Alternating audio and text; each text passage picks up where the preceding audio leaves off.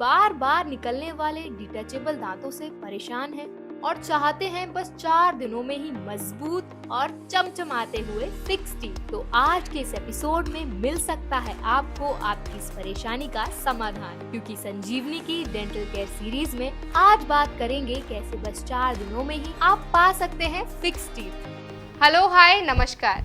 मैं आपकी होस्ट और दोस्त वर्षा दुबे आप सभी का हमारे शो संजीवनी में बहुत बहुत स्वागत करती हूँ। दोस्तों, संजीवनी में हम डेंटल केयर के बारे में बात कर रहे हैं और आज के हमारे इस एपिसोड में हम बात करेंगे कि कैसे सिर्फ 4 दिनों में आप अपने दांतों को फिक्स कर सकते हैं।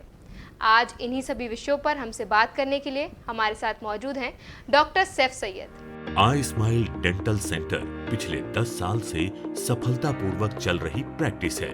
इस क्लिनिक का नेतृत्व डॉक्टर सैफ सैयद द्वारा किया जाता है। डॉक्टर सैफ सैयद एक सर्टिफाइड डेंटल इम्प्लांट सर्जन हैं। आप प्रसिद्ध कॉवेल मेडी इम्प्लांट्स दक्षिण कोरिया के सदस्य हैं और पिछले 7 साल से शैल्य चिकित्सा कर रहे हैं। आप अपने पेशेंट्स के लिए फुल माउथ इम्प्लांट, फंक्शन और एस्थेटिक्स प्रदान करने में माहिर हैं। आप पुणे में अन्य प्राइवेट क्लिनिक में विजिटिंग कंसल्टेंट भी हैं। नमस्कार डॉक्टर सैफ। नमस्ते। आपका हमारे शो में बहुत बहुत स्वागत है। Thank you. तो डॉक्टर, आज के हमारे एपिसोड में हम बात कर रहे हैं कि कैसे 4 दिनों में सिर्फ दांतों को फिक्स किया जा सकता है। अगर हम ऐसे ही किसी नॉर्मल इंसान को बोलेंगे तो वो इसको इम्पॉसिबल समझेगा कि 4 दिनों में दांत कैसे फिक्स हो सकते हैं। तो ये जो पूरा कॉन्सेप्ट है इसको थोड़ा डिटेल में समझाइए और ये कैसे काम करता है। जी, मेरा जो स्पेशलिटी है वो एक डेंटल इम्प्लांट सर्जन का है। तो मैं बहुत पेशेंट्स को ये कन्विंस करता हूँ कि उनके अगर कोई भी दांत नहीं है तो उन्हें हम फिक्स दांत इम्प्लांट्स एक 4 डेज में 4 दिन में हम दे सकते हैं। इसमें एक सर्जिकल प्रोसीजर होता है जिसमें हम आपके दांत जो भी बहुत कम दांत बाकी है या कोई सारे दांत हिल रहे हैं, कोई दांत बच नहीं सकते, उनको सबको निकाल कर उन्हें फिक्स्ड इम्प्लांट्स करके एक 4 दिन में उन्हें परमानेंट दांत या तो टेम्परेरी सेट ऑफ टीथ दे सकते हैं। तो ये एक एडवांस प्रोसीजर है जो 3 महीने का जो काम है वो हम 4 डेज या 4 दिन में फिनिश कर सकते हैं। और डॉक्टर, ये प्रोसेस में कितना टाइम लगता है? ये प्रोसेस होने में एक मेजर सर्जरी होता है इसका, ये 1.5 से 2 घंटे का प्रोसीजर होता है। इसके पहले हम लोग कुछ ब्लड टेस्ट करते हैं, पेशेंट के कुछ स्कैन्स करते हैं, एक्सरेज लेते हैं और पता है कि ये पेशेंट में हम कर सकते हैं प्रोसीजर, तो ही हम प्रोसीड करते हैं। तो ये एक प्रोसीजर हो गया जिसमें हम पेशेंट को इम्प्लांट्स डालते हैं अंदर। ये एक सर्जिकल प्रोसीजर हो गया जिसमें 1.5 से 2 घंटा लगता है। दांत निकालते हैं जो नहीं बच सकते हैं और वहाँ पे इम्प्लांट डाला जाता है। कुछ एक्सरेज लिए जाते हैं बीच बीच में ये चेक करने के लिए कि इम्प्लांट ठीक से जा रहा है कि नहीं। पेशेंट को थोड़ा ब्रेक देकर हम एक 1.5-2 घंटे का पूरा प्रोसीजर करते हैं। ये पूरा प्रोसीजर लोकल एनेस्थीसिया में होता है। लोकल मतलब पेशेंट पूरा टाइम जागा हुआ है। दूसरा होता है जनरल एनेस्थीसिया जिसमें पेशेंट को सुलाया जाता है और हॉस्पिटल सेटिंग में होता है। ये प्रोसीजर्स बहुत सुपरफिशियल है, ये हम लोकल एनेस्थीसिया से करते हैं। इसका फायदा ये है कि पेशेंट पूरा टाइम जागा रहता है और चल के वापस भी घर पे जा सकता है क्योंकि इतना इजी प्रोसीजर है। तो ये प्रोसीजर में पूरा ये इम्प्लांट्स डाला जाता है और उसी प्रोसीजर में पूरे इम्प्लांट का एक माप लिया जाता है, एक इम्प्रेशन लिया जाता है जो हम लैब में भेजते हैं। 2 से 3 दिन के बाद लैब से एक ट्रायल बनकर आता है। वो ट्रायल हम लोग माउथ में फिट करते हैं और चेक करते हैं कि कैसा फिट हो रहा है। कुछ पेशेंट को कुछ चेंजेस हो या कुछ शेप या चेंजेस हो तो हम वहाँ पे उसको करेक्ट कर देते हैं और लैब में भेजकर फाइनल प्रोडक्ट मंगाते हैं और वो फाइनल प्रोडक्ट हम फिर बाद में इम्प्लांट को स्क्रू कर देते हैं। तो एक 4 से 5 दिन मैक्सिमम में हम पूरा प्रोसीजर फिनिश कर सकते हैं। तो डॉक्टर, कौन-कौन जो लोग हैं वो ये प्रोसीजर करा सकते हैं, किन के लिए सूटेबल रहता है? देखिए, हमारे पास बहुत ऐसे पेशेंट आते हैं जो डेंचर्स पहनते हैं। डेंचर्स हो गया, एक पिंक कलर का एक्रेलिक प्लेट हो गया, जिनके सारे दांत नहीं है वो एक डेंचर बनाते हैं। हम इसे कौड़ी बोलते हैं। जो सारे दांत पे पहना जाता है और हर रात में सोने से पहले इसे निकाला जाता है। कुछ लोगों में ये डेंचर धीरे धीरे टाइम के साथ ढीला हो जाता है क्योंकि हड्डी सुकड़ती है, आपका एज बढ़ता है, मसूड़े वीक होते हैं, तो ये डेंचर्स को रीलाइन करना पड़ता है या नया बनाना पड़ता है। आजकल सबसे एम्बैरेसिंग चीज हो गया पेशेंट्स के लिए, जो पहले इतना नहीं था, वो ये हो गया कि कुछ रेस्टोरेंट में जा रहे हैं, बात कर रहे हैं और डेंचर एकदम से निकल गया। कुछ भी आपने स्टिकी खा लिया, और डेंचर में इतना स्ट्रेंथ नहीं होता है, वो आपके माउथ में एक सक्शन से फिट हो जाता है। अगर आपने कुछ पानी पी लिया, बहुत फास्ट पानी पी लिया, या आपने बहुत कुछ च्यूवी खा लिया, या कुछ पिज्जा खा लिया, या कुछ पास्ता खा लिया जो आपके दांत के ऊपर चिपक जाता है, तो आपका डेंचर निकल जाता है। और इनफैक्ट ये काफी एक फनी और एम्बैरेसिंग चीज हो जाता है। बाकी लोग के लिए फनी होता है, पेशेंट्स के लिए एम्बैरेसिंग होता है। तो एक बार तो ऐसा भी हुआ है कि एक लेडी आए थे हमारे क्लिनिक में, ये बोलकर कि मुझे ये नहीं पहनना है, उन्होंने निकाल के हमारे टेबल पे रख दिया था, ये बोल के कि मैं बहुत एम्बैरेस फील करी क्योंकि मैं मेरे फ्रेंड्स के साथ किटी पार्टी में गई थी और ये डेंचर बात करते करते निकल गया। हालांकि मैं डॉक्टर के पास गई थी, उन्होंने कुछ वायर से उसे टाइटन किया, मगर फिर भी बात करते करते वो ढीला होता है। मैं हर दिन यही सोच में रहती हूँ कि कब वो गिर जाएगा और कब मैं बात करूँ, या कुछ डर लगा होता है। तो मुझे फिक्स सोल्यूशन चाहिए, तो हम उन्हें डेंचर से फिक्स्ड इम्प्लांट्स करके देते हैं, जहाँ पे उन्हें वो डेंचर कभी निकालना ना पड़े, वो हम स्क्रू कर देते हैं उनके माउथ में इम्प्लांट्स के थ्रू। तो फिक्स्ड हो गया, जैसे उनके दांत पहले थे डेंचर थे वैसे ही डेंचर रहेगा, मगर वो फिक्स रहेगा। या तो फिर ये डेंचर को पूरा डिस्कार्ड करके पूरा नया सेट ऑफ टीथ बनाया जाए जो वो कभी नहीं निकाल सकता, खाली डेंटिस्ट निकाल सकता है। सिर्फ डेंटिस्ट ही 3-4 महीने के बाद जब फॉलोअप के लिए आते हैं क्लीन करने के लिए, वो डेंचर निकाल सकते हैं, डेंटिस्ट क्लीन करके वापस फिक्स कर सकते। तो उसका बेसिक एडवांटेज यही है कि डेंचर जैसा आपका रिमूवेबल ऑप्शन हो गया। आप कभी कभी निकल जाता है, या रात में सोते वक्त आपको निकाल कर ही सोना है, क्योंकि अगर वो रात में ढीला हो गया तो आप उसे निकल सकते हैं, and that is a very big accident, mishap है, वो प्रॉब्लम हो जाता है। और मेरे फादर एक डॉक्टर है, तो उन्हें कभी कभी कॉल भी आता है ओल्ड पेशेंट से कि उनका डेंचर गले में अटक गया है, तो it is a very very serious problem कि सांस रुक जाती है। तो उसे रिलेटेड भी अगर हम ओल्ड एज में ये देखते हैं, अगर आपका हड्डी अच्छा है, आपका एज अच्छा है, आपका मेडिकल प्रॉब्लम्स नहीं है, तो आपको इम्प्लांट्स करवाना चाहिए।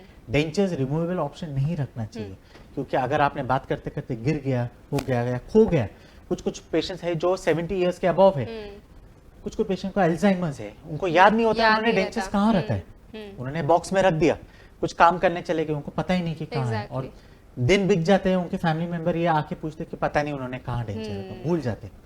तो इम्प्लांट्स में वो प्रॉब्लम नहीं है, एक बार आपने फिक्स कर दिया तो फिक्स कर दिया, दांत फिक्स्ड हो गए। आपके बच्चों को भी केयर नहीं लेना है, आपको खुद को भी केयर नहीं लेना है, एक बार हो गया, बस आपको 6 महीने डेंटिस्ट के पास आके उसको क्लीन करवाना। ओके डॉक्टर, आपके पास जो पेशेंट्स आते हैं वो क्या ज़्यादा प्रेफर करते हैं, डेंचर ज़्यादा प्रेफर करते हैं या फिर ये इम्प्लांट ज़्यादा प्रेफर करते हैं?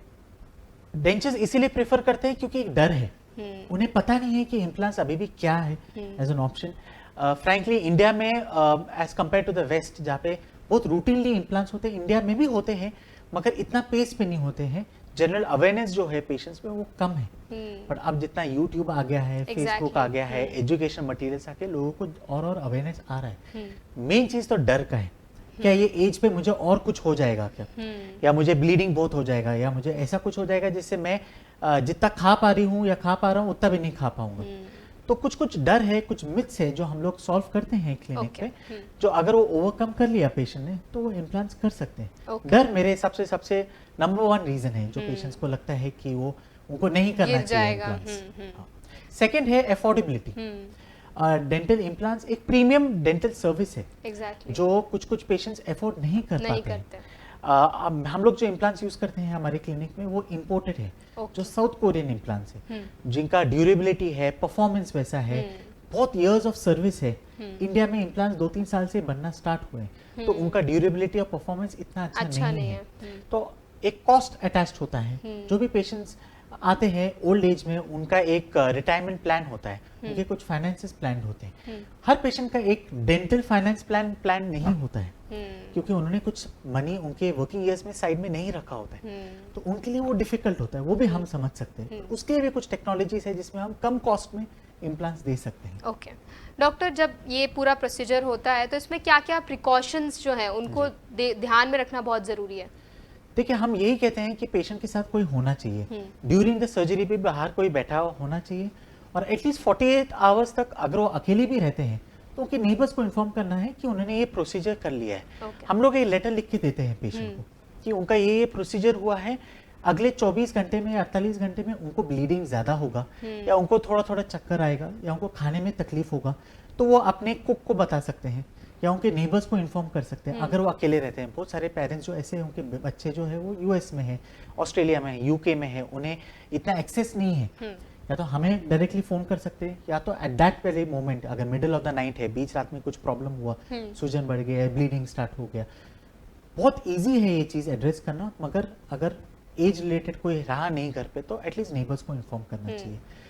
हम हर पेशेंट को बोलते हैं कि थोड़ा तकलीफ तो होगा, क्योंकि इतना बड़ा प्रोसीजर दिया है, एनेस्थीसिया दिया है, तो थोड़ा डिजीनेस होगा, थोड़ा वीकनेस होगा। हो सके तो ज़्यादा हेवी एक्सरसाइज मत कीजिए, अपना खुद का ख्याल रखिए, रात भर ठीक से सोइए, खाना सॉफ्ट खाइए, कुछ भी हुआ तो हमें फ़ोन कीजिए। तो सम थिंग्स है जो हम लोग पेशेंट्स को बताते हैं, क्योंकि यूजुअली 70 ईयर्स एंड अबव का होता है। कुछ को पेशेंट भूल गए, या कुछ पेशेंट्स को पार्किंसंस है या अल्जाइमर्स है, कुछ और डिजीजेस है, जिससे कुछ इजी प्रोसीजर्स भी जो हम लोग के लिए रूटीन है वो उनके लिए कॉम्प्लिकेटेड हो जाता है। तो बस यही है कि उनके साथ कोई है कि नहीं, एक असिस्टेंस हो वो एज पे, मेरे हिसाब से वो ही सबसे इंपॉर्टेंट है। बाकी सब एक डॉक्टर देख लेते हैं, एज ए डेंटिस्ट हम सब चीज़ एड्रेस कर लेते हैं, बट वो अकेले है घर पे या कुछ हेल्पर है या कोई नेबर है जो उनकी हेल्प कर सकते हैं, वो ज़रूरी है। ओके डॉक्टर, जब हम बात करते हैं डेंटल इम्प्लांट्स की भी, तो ऐसी कौन सी चीज़ें हैं जिनका ध्यान रखना बहुत ज़रूरी है? जैसे अभी आपने मेंशन किया कि उनके पास कोई ना कोई होना चाहिए ऑल द टाइम, तो और ऐसी कौन सी चीज़ें हैं जब वो डेंटल इम्प्लांट्स कराते हैं तो जिनको ध्यान में उनको रखना बहुत ज़्यादा इंपॉर्टेंट है? ये है कि आप मेडिकल फिट हो कि नहीं। ओके। पहले तो आपको यही चेक करना है आप डायबिटिक हो, ब्लड प्रेशर हो। आजकल बहुत पेशेंट्स को अवेयरनेस है, और जिनके एक अटैच डायबिटोलॉजिस्ट होते हैं या फैमिली फिजिशियन होता है जहाँ पे वो रेगुलरली जाते हैं, तो हम फिर वो डॉक्टर का नंबर मांगते हैं और हम उन्हें पूछते हैं कि क्या ये पेशेंट मेडिकली फिट है, और कंसेंट लेते हैं डॉक्टर से। और बहुत बार ऐसा होता है कि मेडिकल डॉक्टर बोलते हैं कि नहीं, इनमें अवॉइड कीजिए, कुछ खून पतला करने की दवाइयाँ लेते हैं, जिससे हम प्रोसीजर तो कर सकते हैं मगर ब्लीडिंग ज्यादा होता है। तो हमें कंसेंट आता है डॉक्टर से कि हाँ आप जा सकते हो आगे प्रोसीजर, क्या पेशेंट में नहीं कर सकते। इसके अलावा उनका मेंटल स्टेटस ठीक हो, क्योंकि ये भी हमें जानना है कि मेंटल हेल्थ बराबर हो। कुछ पेशेंट्स आज हाँ बोल देते हैं, फिर हम उन्हें प्रोसीजर के लिए बुलाते हैं और उस दिन बोलते हैं नहीं मैंने तो कब हाँ बोला। कुछ मेंटल है जो भूल जाते हैं, कुछ याद नहीं रहता है। तो मेडिकल फिटनेस एक इम्पॉर्टेंट है, मेंटल फिटनेस इम्पॉर्टेंट है। डॉक्टर का, ट्रीटिंग जो डॉक्टर है उनके फैमिली फिजिशियन का, उनका कंसल्ट लेना जरूरी है। बोन का एक बार एक्सरे लेते हैं, सब देखते हैं कि कैल्शियम ठीक है कि नहीं, बॉडी का बोन का डेंसिटी अच्छा है कि नहीं, ये सब फैक्टर्स ठीक है तो मुझे नहीं लगता कि कुछ और रेजिस्टेंस आना चाहिए, और पेशेंट्स इजीली ये अनइवेंटफुली प्रोसीजर करवा सकते हैं। ओके, और सर ये ट्रीटमेंट पेनफुल होता है क्या? अगेन मैं हर पेशेंट को बोलता हूँ कि इट्स नॉट पॉसिबल कि आपको जीरो पेन हो। ड्यूरिंग द प्रोसीजर आपको कुछ पेन नहीं होगा, उसके बाद थोड़ा हेवीनेस लगेगा, थोड़ा सूजन आएगा, थोड़ा तकलीफ होगा, क्योंकि हमने पूरा काम किया आपके ह्यूमन बॉडी पे। अगर कल होकर आपको छोटी सी खरोच भी आ जाती है तो आपको दर्द होता है, आप कुछ मलहम लगाते हो, या तो हम इम्प्लांट्स डाल रहे हैं आपकी जॉ के अंदर। कितना भी स्पेशलाइज प्रोसीजर हो, कितना भी एक्सपीरियंस सर्जन हो, थोड़ा थोड़ा तकलीफ तो हर किसी को होता है। बाहर से बर्फ लगाना है, कुछ दवाइयाँ टाइम टू टाइम लेनी है, कड़क नहीं खाना है। अगर ये आपने फॉलो किया बराबर से, जो हम लोग हमारे क्लिनिक में एक प्रिंटेड लिस्ट देते हैं पेशेंट को, और हम व्हाट्सएप भी करते हैं पेशेंट को, तो इसे फॉलो किया तो उन्हें कम से कम तकलीफ होता है। और ये भी हम बहुत ध्यान से बोलते हैं पेशेंट को कि उन्हें कम से कम तकलीफ होगा, जीरो नहीं होगा, but it's all worth in the and. क्योंकि आज आपने एक 48 आवर्स 48 घंटे या 72 आवर्स का तकलीफ सह लिया दवाइयों से, बर्फ लगाकर, तो आगे आपका स्टैंडर्ड ऑफ लिविंग बहुत अच्छा होगा, क्योंकि आप सब खा सकते हो, फिक्स टीथ से आप सब चबा सकते हो, अच्छे दिखोगे, आप यंगर दिखोगे, आप कभी डेंचर निकलने का एम्बैरेसमेंट नहीं होगा, डर नहीं रहेगा। हाँ डर नहीं रहेगा। तो बहुत सारी चीजें उसके हम वे करते हैं, इसका एडवांटेज हो गया, डिसएडवांटेज हो गया, और इसी तरह से हम एथिकली पेशेंट्स को कन्विंस करते हैं कि ये प्रोसीजर कराया तो आपके इतने एडवांटेजेस हैं। हाँ 2 दिन का मुश्किल है, बट उसके बाद life will become very very easy. और मैंने आपसे एक वादा भी किया था एपिसोड की शुरुआत में कि आज हमारे साथ एक स्पेशल गेस्ट भी जुड़ेंगी, तो अब वक्त आ गया है डॉक्टर सना सैयद का हमसे जुड़ने का। Hello doctor Sana. Hello, welcome to Sanjeevani. Thank you. Doctor Sana, आज हमारे साथ मौजूद हैं डॉक्टर सैफ सैयद, और हमारी चर्चा हो रही है कि कैसे हम सिर्फ 4 दिनों में अपने दांतों को फिक्स कर सकते हैं। तो हम आपसे जानना चाहेंगे कि जब दांतों को फिक्स करने की बात होती है, जब डेंटल इम्प्लांट्स की बात होती है, तो डिज़ाइनिंग जो होती है दांतों की, वो किस तरह से होती है? आप क्या क्या फैक्टर्स जो हैं वो ध्यान में रख के उसको डिज़ाइन करते हैं? मैं कहूँगी कि dentistry is really come a long way. We are completely out of the dark ages, and काफ़ी आर्टिफिशियल इंटेलिजेंस एंड टेक्नोलॉजी के यूज़ से हम काफ़ी कुछ डिज़ाइन कर सकते हैं पेशेंट के माउथ में, जो even before delivering a smile या इम्प्लांट्स देने से पहले। इसमें 2 प्रोटोकॉल्स हैं। इम्प्लांट एक सर्जिकल और एक प्रोस्थेटिक प्रोटोकॉल है। सर्जिकल फेज में हम इम्प्लांट पहले प्लेस करते हैं ऑन बेसिस के आपकी बोन सबसे अच्छी कहाँ है, बिकॉज इम्प्लांट आप अगर सोचेंगे तो it is nothing but a highly specialised root of the tooth. जैसे कि आपके नेचुरल दांत में एक रूट होता है, रूट को एंकरेज तभी मिलता है अगर उसकी हड्डी, उसकी बोन अच्छी और थिक है। इसका एक एग्जाम्पल देने के लिए मैं ये कहूँगी कि आपका बड़ा लिविंग रूम है and you want to hang a very big painting, तो बड़ी पेंटिंग को हैंग करने के लिए आप ऐसी वॉल सिलेक्ट करोगे जो हॉलो ना हो, जो सॉलिड हो। इसी तरह बोन भी सॉलिड होनी चाहिए। तो हम एक एक्सरे करते हैं, एक स्कैन करते हैं, जिससे हमको बोन डेंसिटी पता चलती है पहले। This is using technology. इसके बाद आर्टिफिशियल इंटेलिजेंस टेक्नोलॉजी से एक स्प्लिंट किया जाता है तैयार, जो कि एक सर्जिकल स्प्लिंट और गाइड है। हमको एग्जैक्टली पता होता है कि हमें पंच कहाँ करना है और सर्जिकल साइट हमारी कहाँ है, तो it is not a blind procedure any more. इसके वजह से हीलिंग बहुत ही अनइवेंटफुल होती है। अच्छी ब्लड सप्लाई होने के कारण इम्प्लांट और आपका जो बोन है वो अच्छी तरह से ऑस्टियो इंटीग्रेट हो जाता है, मतलब हड्डी लिटरली ग्रो होती है इम्प्लांट के अंदर और उसको कम्प्लीटली एनगल्फ करती है। 3 महीने के बाद जब उस सर्जिकल साइट को री एंटर किया जाता है, पेशेंट को ज़ीरो पेन होता है क्योंकि वो हड्डी का एक हिस्सा बन चुका है। और फिर क्राउन का जो भी मेजरमेंट लेना है, स्कैन करना है, बिल्कुल ईजिली वो प्रोसीजर हो सकता है। इसलिए मैं कहूँगी कि प्लानिंग के फेज़ में आर्टिफिशियल इंटेलिजेंस या digital scanning is extremely important. इसके अलावा अब हमें मैसी इम्प्रेशंस लेने की ज़रूरत नहीं है। एक डिजिटल स्कैनर यूज़ किया जाता है जो कि वीडियो और फोटोज़ की टेक्नोलॉजी से may be 50,000 photographs in a second को पूरा स्टिच करता है, कंबाइन करता है। उसके वजह से उसका पूरा गम का आर्किटेक्चर, गम का शेप, आपके क्राउन का शेप, इम्प्लांट का शेप प्रॉपर्ली रजिस्टर होता है और ऐसे टाइप का क्राउन बनाया जाता है जिसके नीचे खाना नहीं फंसेगा। इम्प्रेशन लेने के टाइम पे कुछ ह्यूमन एरर्स हो सकते हैं, उसका कास्ट पोर करने के टाइम पे जो कि प्लास्टर में किया जाता है उसमें ह्यूमन एरर्स हो सकते हैं, एंड ऑल्सो जो सिरेमिक्स बनाता है वो भी एक ह्यूमन बीइंग है। तो ये सारे स्टेजेस पे बहुत सारे एरर्स हो सकते हैं, लेकिन अगर हमने आर्टिफिशियल इंटेलिजेंस और डिजिटल स्कैनिंग जो हम हमेशा पेशेंट्स के लिए कर रहे हैं अभी क्लिनिक में, वो यूज़ करते हैं, human error is completely eliminated क्योंकि कंप्यूटर टेक्नोलॉजी और कंप्यूटर एडेड टेक्नोलॉजी से सब कुछ डिज़ाइनिंग होती है और फैब्रिकेशन होता है।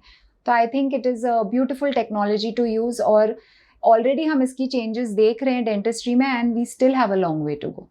Thank you so much doctor Sana, आज आपने अपना इतना कीमती वक्त निकाला और हमें इतनी महत्वपूर्ण जानकारी दी, उसके लिए आपका बहुत बहुत धन्यवाद। Thank you doctor Saif. अब हम अपनी चर्चा को थोड़ा आगे बढ़ाते हैं। हमने बात की थी कि डेंटल इम्प्लांट्स की ज़रूरत क्यों होती है और क्यों ये डेंचर से ज़्यादा बेटर ऑप्शन है हमारे लिए। तो अब मैं आपसे जानना चाहूँगी कि जब इम्प्लांट्स होते हैं तो वो कितने इम्प्लांट्स करने पड़ते हैं? देखिए, हमारे जो दांत है वो 32 है। yes. तो बहुत पेशेंट्स ये पूछते हैं कि मुझे इतने सारे इम्प्लांट्स कैसे बिठाऊं। तो हम कहते हैं कि नहीं, इसका जो कॉन्सेप्ट है सारे दांत निकाल कर या कुछ दांत नहीं है उन पे अगर इम्प्लांट्स डालना है तो ये एक स्प्लिंटेड इम्प्लांट के कंसेप्ट से वर्क करता है। मतलब जैसा आपका एक ब्रिज हो गया, फ्लाईओवर हो गया, ब्रिज हो गया, उसमें 3 पिलर से आप पूरा फ्लाईओवर आप बैलेंस करते हो और वैसा फंक्शनल करता है। यही कंसेप्ट दांत में भी होता है कि आपके सारे अपर जॉ में, मतलब ऊपर के जबड़े में हम 4 से 6 इम्प्लांट डालते हैं और नीचे के जबड़े में 4 से 6 इम्प्लांट डालते हैं और इससे सारे दांत को सपोर्ट किया जाता है। तो 6 इम्प्लांट आपके 16 दांत को ऊपर सपोर्ट करता है, वैसे ही नीचे 6 इम्प्लांट डाल के 16 दांतों को सपोर्ट किया जाता है। तो इससे क्या होता है कि अननेसेसरी ज्यादा इम्प्लांट्स नहीं लगते हैं। हाँ, अगर हमें लगता है कि पेशेंट के हड्डी का क्वालिटी इतना अच्छा नहीं है तो मैं यूजुअली 1 या 2 इम्प्लांट्स और बढ़ा देता हूँ, मैं 8 इम्प्लांट्स डालता हूँ। अगर लग रहा है कि नहीं 6 इम्प्लांट से हो जाएगा, मिनिमम 4 लगते हैं, मैं ज्यादा 6 बिठाता हूँ। अगर हड्डी कम मजबूत रही तो 8।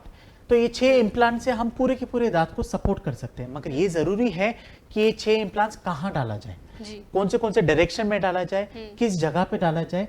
इसीलिए हमें एक पूरा स्कैन और एक्सरे लेना बहुत जरूरी है। पूरा पेशेंट का एक्सरे लिया जाए, उसको पूरा स्टडी किया जाए और पहले से प्लान किया जाए कि जब पेशेंट आएगा तो हम इम्प्लांट कहाँ डालने वाले। अगर हम 6 इम्प्लांट डाल रहे हैं और 15 से 16 दांत उस पर सपोर्ट कर रहे हैं तो वो इम्प्लांट स्पेस्ड आउट होना चाहिए, दूर डालकर इस तरह से उसको डिस्ट्रीब्यूट किया जाए कि उसके ऊपर सारे दांत इक्वली सपोर्ट हो और हर एक इम्प्लांट के ऊपर इक्वल फोर्स है।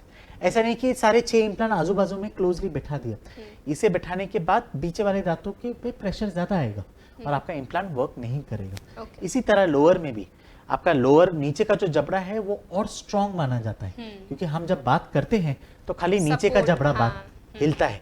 अगर आप ध्यान दो कि ऊपर का जबड़ा कभी नहीं हिलता है, तो नीचे के जबड़े में प्रेशर ज्यादा आता है और फोर्स ज्यादा आता है। तो कभी कभी 8 इम्प्लांट तो लगते ही हैं लोअर में। तो उस तरह से हम लोग केस टू केस डिपेंडेंट है कि केस बोलता है कि नहीं यहाँ पे 4 इम्प्लांट नहीं बैठा सकते हैं, आपको 6 लगने वाले हैं, तो पेशेंट बोलता है कि नहीं मुझे खाली 4 बैठाने हैं, तो भी हम नहीं बोलते क्योंकि बहुत केस स्पेसिफिक है।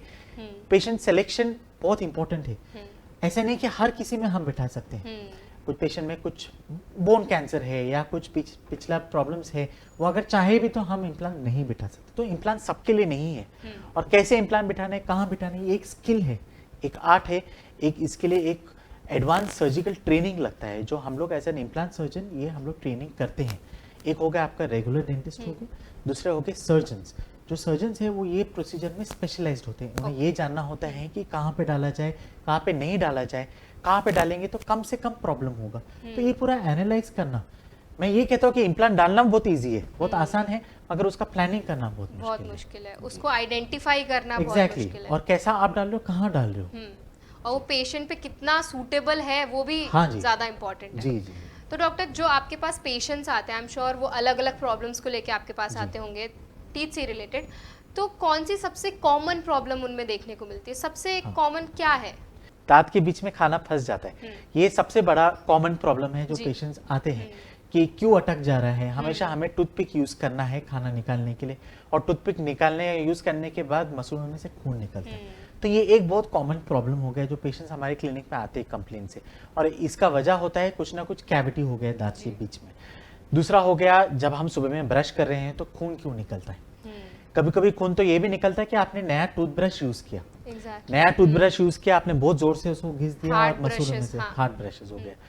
दूसरा हो गया कि आपके मसूड़ों में कुछ ना कुछ इन्फेक्शन है, कुछ ना कुछ इन्फेक्शन है, पस निकल रहा है, या टच करने पर भी खून निकलता है, या आप अगर कुछ सक कर रहे हो तो आपको एक टेस्ट आता है खून का मुंह में।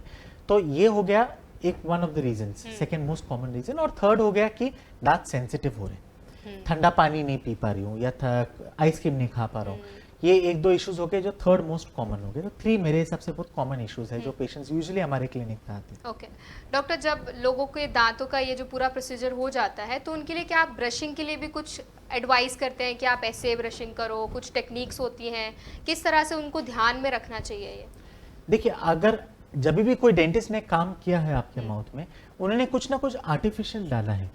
या वो इम्प्लांट हो गया, फुल माउथ इम्प्लांट्स हो गया, या एक दांत में फिलिंग किया, या कुछ ब्रेसेस लगाए या कैप लगाए, ये एक आर्टिफिशियल चीज है। और मैं हर पेशेंट को बोलता हूँ कि नेचुरल जैसा कुछ नहीं है। जो आपको ऊपर वाले ने दांत दिए हैं वो नेचुरल है, उनका स्ट्रेंथ अभी भी डेंटल टेक्नोलॉजी ने मैच नहीं किया है। तो अगर आपके आर्टिफिशियल नेचुरल दांत में अगर प्रॉब्लम हुआ और आप उसके लिए हमारे पास आए, हमने कुछ ना कुछ आर्टिफिशियल दिया आपको, तो उसका ध्यान रखना और भी जरूरी है। उसको क्लीन कैसा करना है, उनका ब्रश कैसा करना है, रेगुलरली एक डेंटिस्ट के पास आके फॉलो अप करना है। आपने सिटी भी चेंज कर दिया, आपने एरिया ऑफ स्टेइंग आपका चेंज कर दिया, जो भी आप न्यू एरिया में जा रहे हो वहाँ पे डेंटिस्ट के साथ एसोसिएट हो जाइए, उनके साथ एक बार चेकअप कराइए और उनको बताइए कि आपने क्या क्या करवाया है पिछले डेंटिस्ट के साथ, और वो उसके हिसाब से चेक करेंगे, आपको एडवाइस करेंगे कि आपने उसका ख्याल कैसा रखा है।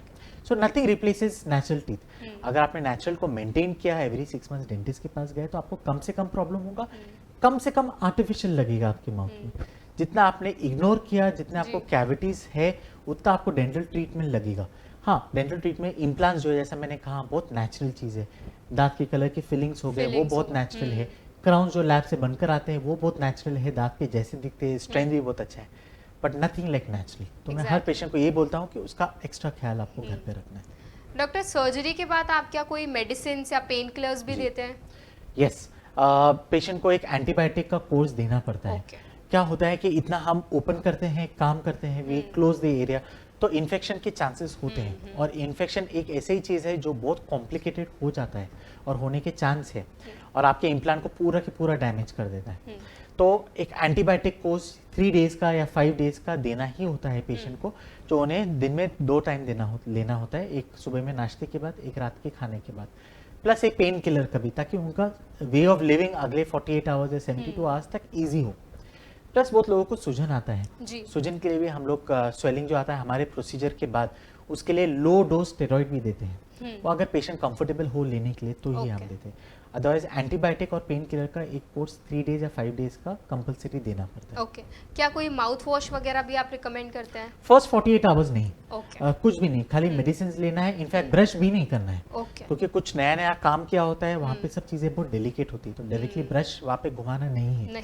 48 आवर्स के बाद धीरे धीरे आप वार्म वाटर से थोड़ा नमक डाल के कुल्ला कीजिए या माउथ वॉश से रिंस कीजिए, हल्के से ब्रश से कीजिए, बहुत प्रेशर नहीं लगाना है। तो फर्स्ट 48 आवर्स नथिंग, कुछ भी नहीं करना है, खाना ठंडा खाइए, दवाइयाँ लीजिए टाइम टू टाइम, आपका स्वेलिंग जो है वो एक्सपेक्ट कीजिए, थोड़ा सा बर्फ लगाइए बाहर से, तो आपको कम से कम तकलीफ होगा। ओके डॉक्टर, एट लास्ट जो लोग डेंटल इम्प्लांट्स कराते हैं उनके लिए आप क्या मैसेज देना चाहेंगे ताकि वो उसको अच्छे से उसकी बेहतर केयर कर पाएं? जी, पहले तो यही कहूंगा कि डेंटल इम्प्लांट से डरिए मत जी। दिखने में बहुत, और आपको गूगल आप जाओगे, आप टाइप करोगे डेंटल इम्प्लांट्स, आपको 10,000 साइट्स दिखेंगे। आप यूट्यूब पे जाओगे, आपको एनिमेशन दिखेगा, कुछ एक प्रोसीजर दिखेगा, इम्प्लांट कैसा हो रहा है, एक्चुअल प्रोसीजर इससे बहुत अलग है। प्लस आपको कुछ लोगों का एक वीडियो दिखेगा जो कहेंगे कि इम्प्लांट्स मत डालिए, मेरे दांत में ये प्रॉब्लम हो गया, आप मैंने इम्प्लांट्स कराया। हर एक का सिचुएशन अलग है, हो सकता है वो पेशेंट ने डॉक्टर को कहा नहीं होगा कि उनको डायबिटीज था, या वो स्मोकिंग करते थे और स्मोकिंग की वजह से इम्प्लांट फेल होता है। तो ऐसा जनरलाइज मत कीजिए। इम्प्लांट्स के अराउंड बहुत सारे मिथ्स है, बहुत सारे फॉल्स थॉट्स है कि इम्प्लांट से ये होता है, वो होता है, मेरे आई साइट कम हो जाएगी, या मुझे बात करने में दिक्कत होगा, जैसा है वैसा अच्छा है। नहीं, आप एक क्वालिफाइड सर्टिफाइड इम्प्लांट सर्जन के पास जाइए, जो आपको सही राय दे, उसके ऊपर एडवाइस दे कि क्या है क्या नहीं है, कि आप इम्प्लांट आप बैठा सकते हो कि नहीं बैठा सकते। और आर्टिफिशियल चीज है, इन द एंड आपको उसका ख्याल आपको ही रखना है। हम लोग का डेंटिस्ट का काम है सर्जिकल वर्क का, वहां पे हमारा रिस्पॉन्सिबिलिटी है। हाँ, आपको रेगुलरली इसको क्लीन करना है, वॉश करना है, ब्रश करना है, और हर 6-8 महीने आके दिखाना है। बहुत लोगों को लगता है इतना एक्सपेंसिव प्रोसीजर किया, इतने इम्प्लांट बैठा दे, अब मुझे डेंटिस्ट के पास जाना है ही नहीं। हमारे कुछ पेशेंट्स हैं जो ऑस्ट्रेलिया से आते हैं, यूएस से आते हैं, उन्होंने इम्प्लांट्स करा लिया, बट वो हर साल जब भी इंडिया आते हैं, कुछ एनआरआईज होते हैं जो रेगुलरली इंडिया आते हैं रिलेटिव्स को मिलने के लिए, उनका कंपलसरी डेंटल क्लिनिक में विजिट होता है, जहाँ पे हम देखते हैं कि इम्प्लांट्स कैसा वर्क हो रहे हैं। इम्प्लांट्स ही नहीं, कुछ फिलिंग्स कराया है, कुछ स्माइल डिजाइनिंग किया है, या कुछ ट्रीटमेंट क्राउन्स और ब्रिज कराया है, तो वो कैसा हो रहा है, रेगुलर फॉलोअप करना जरूरी है। तो एक तो हो गया कि आपके डेंटल हेल्थ को इग्नोर मत कीजिए, आपने कुछ ना कुछ आर्टिफिशियल डाला है माउथ में, तो उसका रेगुलर चेकअप कीजिए, और फैक्ट्स पहले चेक कीजिए, डेंटिस्ट के पास जाके चेक कीजिए कि ये सही है कि गलत है। हमने गूगल पढ़ा है, गूगल से हमने ये पढ़ा है कि ये खराब है, क्या ये सच में खराब है, आपके एक्सपीरियंस और आपके एजुकेशन से। हाँ, तो पोस्ट कोई भी कर लेता है यूट्यूब पे, बट 5 इयर्स ऑफ ट्रेनिंग, उसके बाद 2 साल का और सर्जिकल ट्रेनिंग करना मेरे हिसाब से बहुत इजी चीज नहीं है। उसके ऊपर ट्राई करना, फिर हम मॉडल्स के ऊपर वर्क करते हैं, हमारे फेलियर्स होते हैं, फिर हम उसे डॉक्यूमेंट करते हैं, रिसर्च करते हैं, फिर ही आपका टर्न आता है, फिर ही हम वो कॉन्फिडेंस से आपको बोल सकते हैं कि आप में इम्प्लांट कर सकते हैं कि नहीं। तो फैक्ट्स चेक कीजिए, डोंट जंप टू कंक्लूजन्स। आप कुछ जल्दी से आप कुछ अराइव कर लिए, और आपको ही नहीं, आपने 10 और लोगों को बता दिया, आपके फ्रेंड्स को बता दिया, अरे मैंने ये पढ़ लिया यूट्यूब पे और मेरे हिसाब से खराब है, आप भी देखिए। तो ये फॉल्स चीजें हैं, और मेरे हिसाब से सोशल मीडिया प्लेटफॉर्म्स को और थोड़ा स्ट्रिक्ट होना चाहिए, कुछ रेगुलेशंस आना चाहिए जो बॉडी के ऊपर, या कुछ फॉल्स एक्यूजेशंस है उसे सॉल्व करना चाहिए, और ये एंड में लिखना चाहिए डिस्क्लेमर कि आपका डेंटल ट्रीटमेंट या आपका मेडिकल ट्रीटमेंट एक सर्टिफाइड डॉक्टर से कंसल्ट करवाइए। I think that is the most important thing. Thank you so much doctor Saif, आज आपने हमें और हमारे सभी दर्शकों को डेंटल इम्प्लांट्स पे इतनी इंपॉर्टेंट जानकारी दी, उसके लिए आपका बहुत बहुत धन्यवाद। Thank you. अगर आप भी दांतों से जुड़ी कोई भी समस्या से परेशान हैं, तो आई स्माइल डेंटल सेंटर में आपको इसका समाधान मिल सकता है। आई स्माइल डेंटल सेंटर में कांटेक्ट करने के लिए हमारे स्क्रीन पर दिए गए कांटेक्ट डिटेल्स पर आप कांटेक्ट कर सकते हैं। दोस्तों, इसके साथ ही हमारे आज के एपिसोड में बस इतना ही। हम आशा करते हैं कि आज जो जानकारी हमारे डॉक्टर ने आपके साथ शेयर की वो आपको फायदेमंद लगी होगी। इसके साथ ही अब हम आपको मिलेंगे हमारे अगले एपिसोड में। तब तक के लिए अपना ख्याल रखिए, स्वस्थ रहिए और हमसे जुड़े रहिए BVG टीवी पर। धन्यवाद।